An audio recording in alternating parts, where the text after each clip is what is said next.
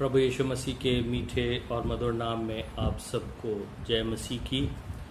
आज की सुबह हमारे मनन और चिंतन के लिए जो हिस्सा पाया जाता है वो पाया जाता है यूहन्ना रचित सुसमाचार उसका 20वां अध्याय और उसकी 19, 20 और 21 आयत। यहाँ इस प्रकार लिखा है, उसी दिन जो सप्ताह का पहला दिन था, संध्या के समय जब वहाँ के द्वार जहाँ चेले थे यहूदियों के डर के मारे बंद थे, तब यीशु आया और उनके बीच में खड़ा होकर उनसे कहा, तुम्हें शांति मिले।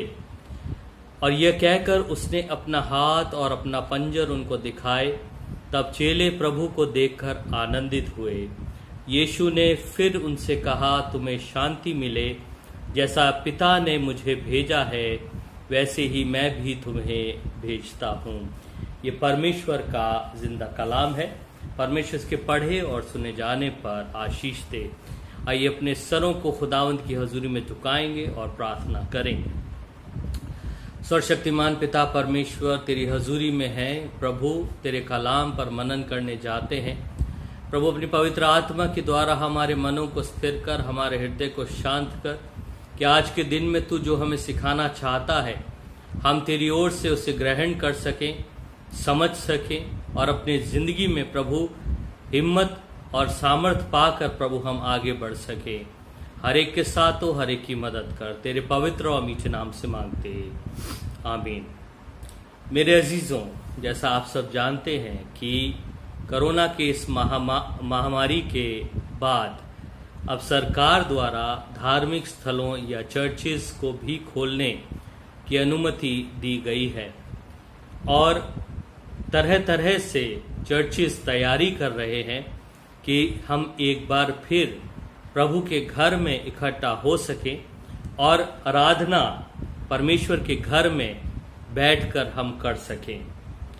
मैं इस विषय पर अपने ध्यान और मनन को लगा रहा था और मेरे जहन में ये बातें बार बार आ रही थी कि पिछले इन कुछ महीनों में किस तरह हमने परमेश्वर के घर को,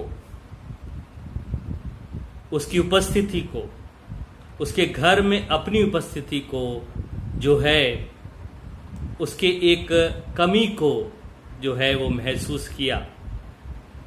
और जब हम एक दूसरे से बात भी करते थे या फोन के माध्यम से हम एक दूसरे से वार्तालाप करते थे तो हम इस चीज को शेयर करते थे कि हमारा मन बड़ा लालायित है, उत्सुक है परमेश्वर के घर में जाकर उसकी आराधना करने के लिए।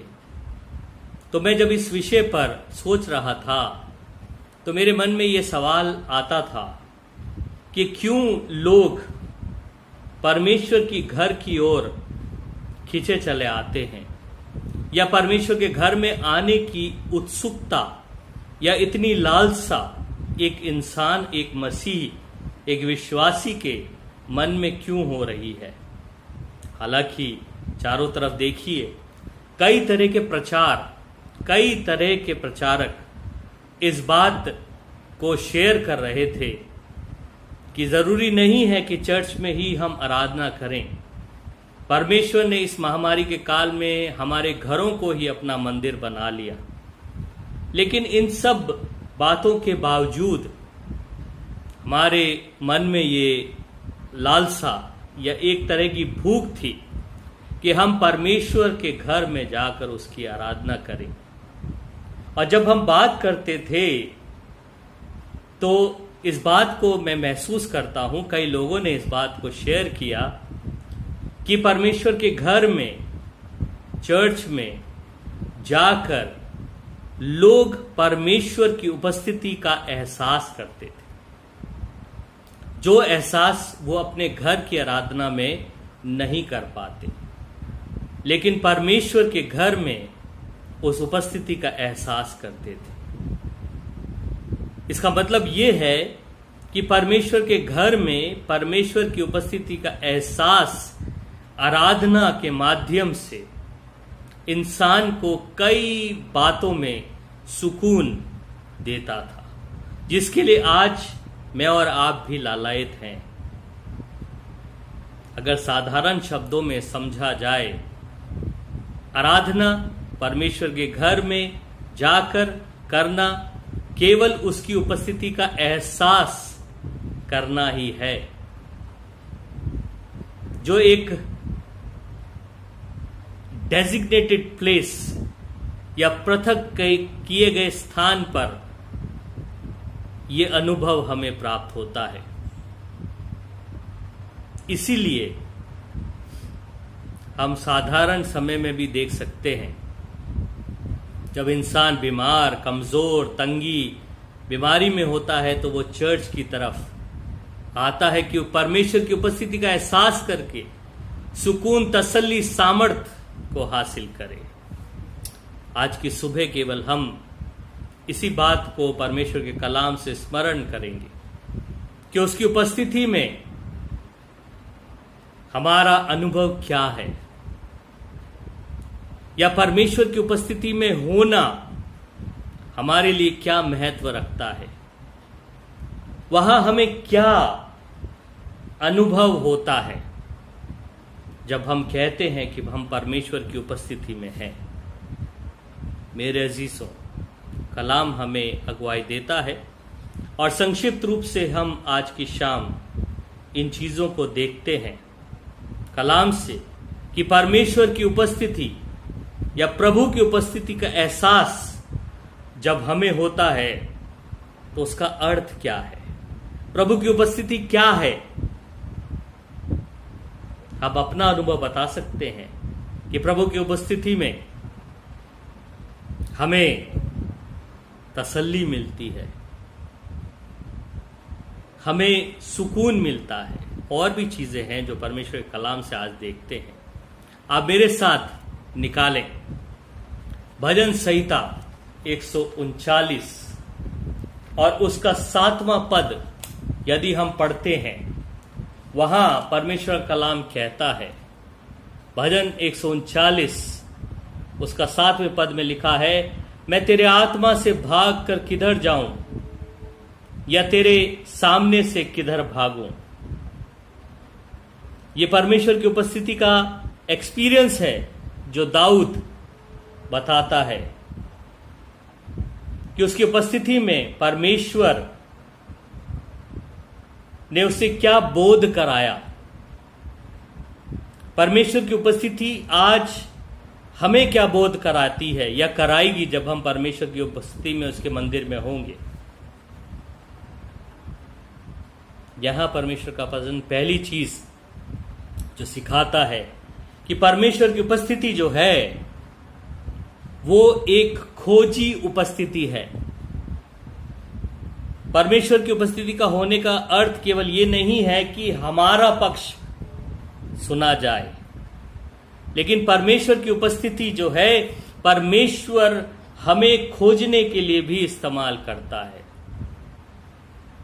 वो कहता है, मैं कहां जाऊं तुझसे भागकर, क्योंकि तेरे उपस्थिति में मेरी सारी कमियां, सारी कमजोरियां, सारे पाप उजागर हो जाते हैं। तो पहली चीज, परमेश्वर के घर में परमेश्वर की उपस्थिति का एहसास जो कराता है वो है हमारे दोषी होने का एहसास।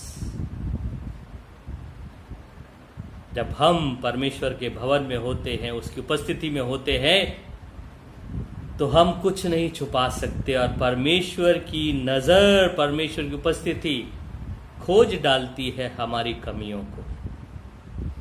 इसलिए अगर हम उत्सुक हैं परमेश्वर के घर में आने के लिए, जब चर्च खुलेगा, इस बात का एहसास और समझ हमारे अंदर होनी चाहिए कि उसकी उपस्थिति में जब हम जा रहे हैं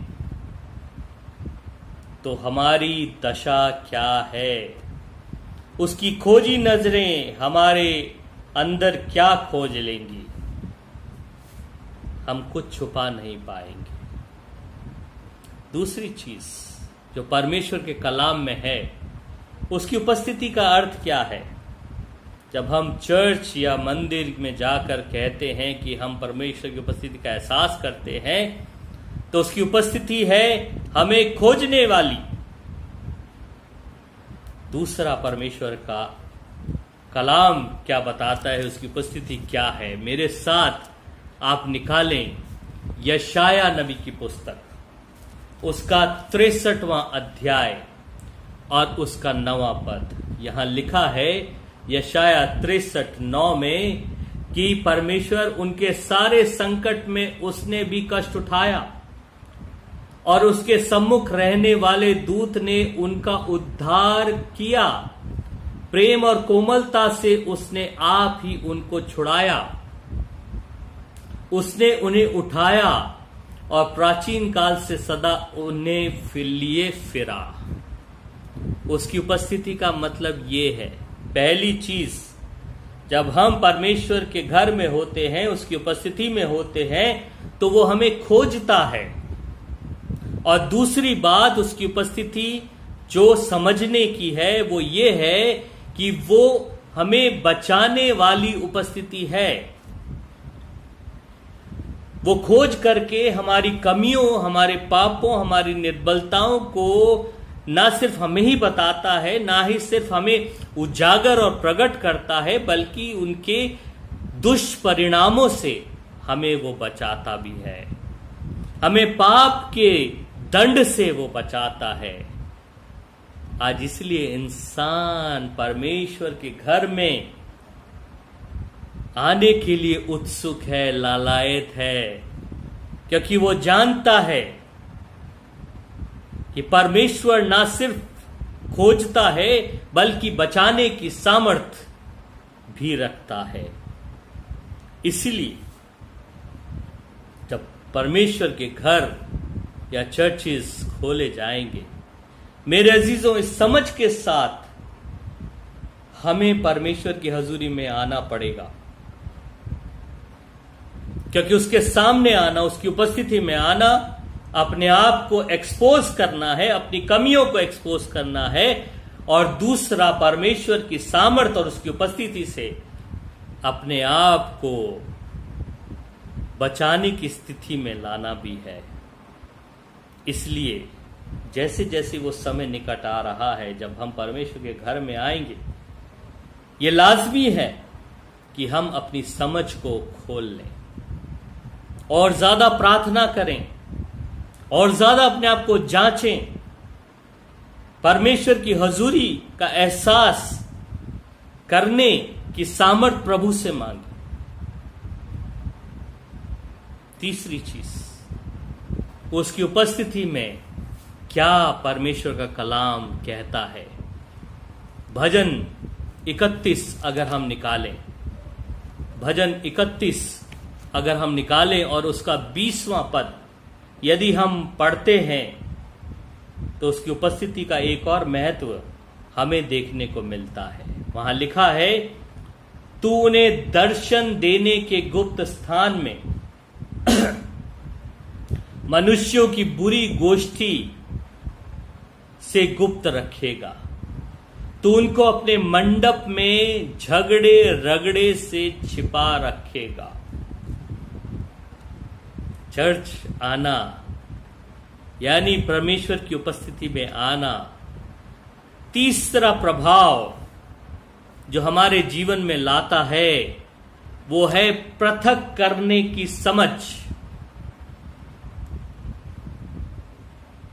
हमारे जीवन में आती है। परमेश्वर की उपस्थिति में जब हम आते हैं तो परमेश्वर हमें अलग करता है उस गंदगी से जो इस संसार की है, उस बुराई से जो इस संसार में है। इसीलिए हम परमेश्वर की उपस्थिति या चर्च में आने की बात करते हैं। मेरे अजीजों, प्रिपेयर अपने आप को करना है, तैयार करना है। महज संडे को परमेश्वर की उपस्थिति में आना हमारे लिए काफी नहीं है, लेकिन समझ के साथ आना बहुत लाजमी है। होने दे परमेश्वर हमारी अगुवाई करे इस बात में कि हम परमेश्वर की उपस्थिति में आने के लिए तैयार हो सकें। चौथी बात जो परमेश्वर की उपस्थिति से समझने वाली है, वो हमें देखने को मिलती है यूहन्ना रचित सुसमाचार जो पढ़ा गया उसका वो हिस्सा जहां प्रभु उनके बीच में आया और खड़े होकर उनसे कहा कि तुम्हें शांति मिले। और ये देखकर चेले जो एक जगह इकट्ठा थे वो आनंदित हुए। प्रभु की उपस्थिति का एहसास हमें शांति और विश्राम देता है। मेरे अजीजों, लोगों का ये शेयर करना कि अगर हम चर्च नहीं जाते, अगर हम परमेश्वर के मंदिर में नहीं जाते तो हमें चैन नहीं मिलता है। मेरे अजीजों, इसका सीधा अर्थ, सीधा मतलब यही होता है कि परमेश्वर की उपस्थिति जहां हम आसानी से, सहज रूप से महसूस करते हैं, वहीं हमें शांति और विश्राम मिलता है। आज मीडिया के माध्यम से हम अपने घरों पर भले ही आराधना कर रहे हैं, भले ही प्रभु से हम मिल रहे हैं, प्रभु के वचन को सुन और समझ रहे हैं, लेकिन एक ललक, एक भूख, एक शांति हमारे जीवन में हम महसूस नहीं करते, क्योंकि हम उस शांति को परमेश्वर के घर में ही, उसकी उपस्थिति में ही महसूस करते हैं। इसीलिए मेरे अजीजों, जरूरी है कि हम इस तैयारी के समय में अपने आप को समझ से, पवित्र आत्मा की अगुवाई से तैयार कर लें कि जब हम परमेश्वर के घर में जाएंगे तो हम किसी लोगों की उपस्थिति को दिखाने के लिए नहीं, हम प्रभु की उपस्थिति का एहसास और अनुभव करने के लिए जाएंगे। जहां प्रभु हमें अभी तक 4 बातें सिखा चुका है। उसकी उपस्थिति में आने का मतलब अपने आप को सर्च कराना, उसकी खोजी दृष्टि के द्वारा। दूसरा, उसकी उपस्थिति में आना अपने आप को बचाने वाली सामर्थ्य के अंतर्गत दे देना, उसके समर्पण में दे देना। तीसरी चीज, उसकी उपस्थिति में जाना अपने आप को संसार की बुराइयों से अलग करने का मकसद है। और चौथी चीज, हमें उसकी उपस्थिति में जो एहसास होता है वो शांति का एहसास होता है। मेरे अजीजों, चर्च खुलना या उसकी मंदिर खुलना केवल सांसारिक बातें नहीं है, इसका एक आत्मिक अनुभव है। और यह अनुभव है उसकी उपस्थिति का एहसास करना। उसके लिए अपने आप को हमें प्रिपेयर करना चाहिए। 5वीं चीज, अगर हम देखें भजन संहिता 16 और उसका 11वां पद क्या कहता है। भजन संहिता 16 उसके 11वें पद में लिखा है, तू मुझे जीवन का रास्ता दिखाएगा, तेरे निकट आनंद की भरपूरी है, तेरे दाहिने हाथ में सुख सर्वदा बना रहता है। 5वीं चीज, हम परमेश्वर की उपस्थिति या उसके घर के लालायित क्यों हैं? उसका सीधा संबंध है संतुष्टि। यहां परमेश्वर का कहता है वचन कि तू मुझे जीवन का रास्ता दिखाएगा, तू मुझे रास्ता दिखाएगा। इस संसार के साधनों, माध्यमों से हम संतुष्ट नहीं हो सकते, लेकिन हम अपनी कमजोरियों में, अपनी निर्बलताओं में प्रभु की उपस्थिति में ही संतुष्टि को हासिल करते हैं। और इसीलिए हम परमेश्वर के घर के लिए उत्सुक रहते हैं, क्योंकि शांति ही नहीं, संतुष्टि भी हमें परमेश्वर के घर से ही मिलती है। इसलिए ये जो 1-2 हफ्ते रह गए हैं कि हम परमेश्वर के घर में जाने के लिए अपने आप को प्रस्तुत करें, उसकी उपस्थिति के लिए अपने आप को तैयार करें, क्योंकि उसकी उपस्थिति में ही वास्तविक खोज है, वास्तविक सुरक्षा है, वास्तविक प्रतिकरण है, वास्तविक शांति और विश्राम है और वास्तविक संतुष्टि है। मेरे अजीजों, दुआ, प्रार्थना, समर्पण, सच्चाई के साथ अपने आप को तैयार कीजिए उसकी उपस्थिति में आने के लिए। और आज की सुबह प्रभु ने यही अवसर हमारे लिए रखा है कि हम पवित्र आत्मा की अगुवाई में अपने आप को उसकी उपस्थिति के लिए तैयार करें। दो बातें और देखेंगे। प्रेरितों के काम उसका 3 अध्याय और उसका 19वां पद यदि हम निकालते हैं, प्रेरितों के काम उसका 3 अध्याय और उसका 19वां पद, वहां लिखा है, इसलिए मन फिराओ और लौट आओ कि तुम्हारे पाप मिटाए जाएं, जिससे प्रभु के सम्मुख से विश्रांति के दिन आए। अब चर्च या प्रभु की उपस्थिति में ना आना बेचैन करने वाला है, एक कमी का एहसास कराने वाला है हमारे जीवन में। तो उसकी उपस्थिति क्या है यहां हम समझ सकते हैं। यहां उसकी उपस्थिति का अर्थ है पूर्ति करने वाली उपस्थिति है उसकी। जिस चीज के लिए हम कमी महसूस करते हैं, उसकी उपस्थिति में ही उसे हम पूरा होते हुए पाते हैं। कईयों के अनुभव हैं, जब मैं चर्च में प्रभु की उपस्थिति में आया, मुझ में जो चंगाई की कमी थी उसे मैंने पूरा पाया। मेरे मन में जो शांति की कमी थी उसे मैंने पूर्ण पाया। मेरे मन में जो आनंद की कमी थी उसे मैंने पूर्ण पाया। हाँ मेरे अजीजों, ये है उसकी उपस्थिति का अर्थ। ये है उसके घर में उसकी उपस्थिति का एहसास करने का अनुभव, वास्तविक अनुभव, जो प्रभु चाहता है मेरे और आपके लिए आज महत्वपूर्ण बने। केवल चर्च खुलना ही हमारे लिए काफी नहीं है, एक फॉर्मेलिटी को पूरा करना हमारे लिए काफी नहीं है। इसलिए उसकी उपस्थिति में जाने के लिए प्रिपरेशन और समझ की बहुत जरूरत है। कलाम यही कहता है ना, वो ऐसे आराधक ढूंढता है जो समझ के साथ उसकी आराधना करे। उसकी उपस्थिति का एहसास समझ के साथ वो जरूरी है।